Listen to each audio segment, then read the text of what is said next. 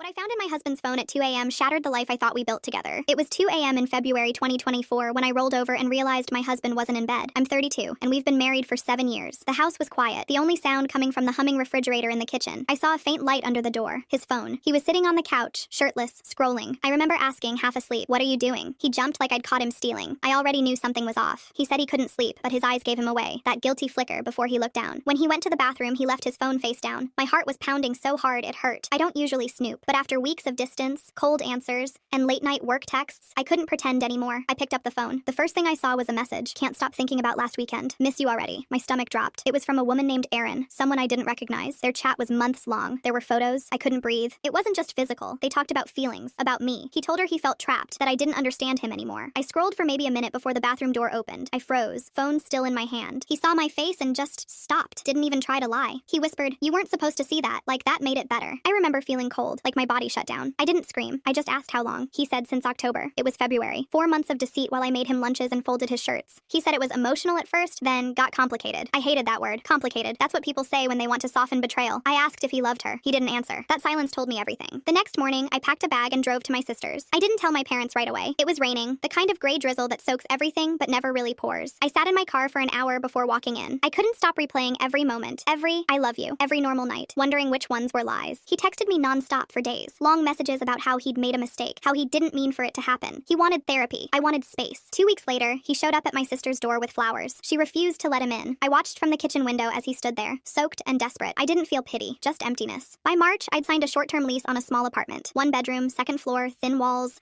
I bought a used couch off Facebook Marketplace and slept there for the first week because the bed felt too big. At night, I'd scroll through my own messages, trying to find the version of him I fell in love with at 25. I realized she didn't exist anymore. Maybe she never did. I'd built a life around an idea of who I thought he was. It's January 2026 now. Sometimes I still wake up reaching for him. Muscle memory more than longing. I don't hate him anymore, but I don't forgive him either. People always say betrayal breaks you, but what it really does is unmake you, piece by piece, quietly, until you have to rebuild from whatever's left. And that's what I'm still doing.